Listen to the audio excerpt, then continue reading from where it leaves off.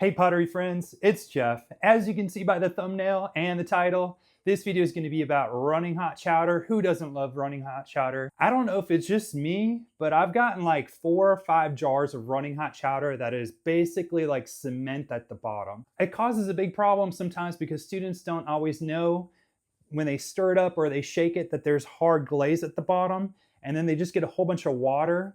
And also I've noticed that these lids kind of leak a little bit, and the running hot chowder can be very wet.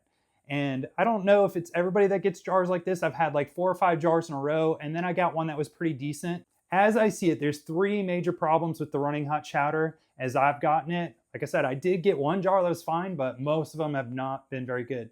Number 1 is it hard pans really bad. That whole bottom can be like cement, and you can't stir it up with the paintbrush. I tried once because I didn't have a blender. It took me 45 minutes to get it all mixed up. The second problem, it is runny. Even after you get it stirred up, it's very runny glaze.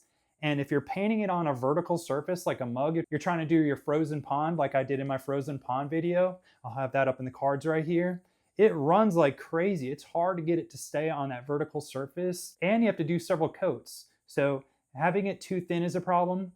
The third thing is because it's so thin and the lid doesn't secure well, it can leak really easy out of there. Again, I'm a high school teacher, and sometimes my students might tip it sideways on accident. They're usually really careful, but sometimes they're carrying a bunch of glazes and they can accidentally tip it. And we've had it, all this yellow liquid kind of leak out of it and kind of go everywhere, and it just kind of wastes the whole jar. So I want to show you how to fix those 3 problems.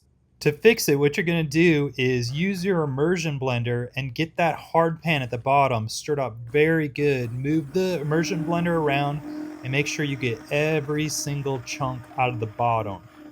After that, you're going to get some Epsom salts, and you just need the smallest pinch of Epsom salts, just a little tiny bit, and you're going to drop it in there, and this will prevent it from hard panning. It works wonders. You just need a tiny little pinch. Because I live in a super humid climate, I have a dehumidifier, but if you don't, you can just leave it out overnight.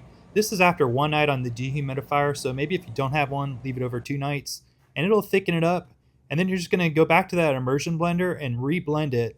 This will make the glaze thicker, so you only need 1 coat, and it's not so runny, and it won't run off the vertical surfaces while you're trying to paint it on. Scrape the junk off the sides, blend it up super good with your immersion blender, and your running hot chowder should now act like a normal glaze that you get with other colors, and it won't run off the side of the pot while you're painting on it.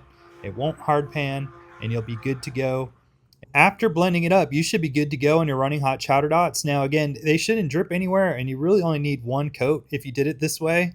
It works fantastic. By far, my favorite combo to use is Mako's Gloss Red with the running hot chowder dots on top, followed by 1 coat of Amico's Iron Luster on top. It just looks so good.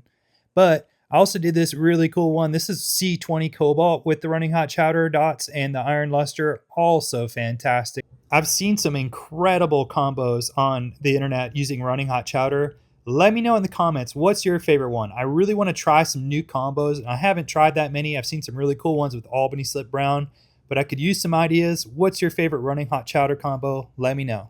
If you want to get yourself something from my Etsy store, like this awesome flounder mug, you can go down in the description. I have a coupon code, always free shipping.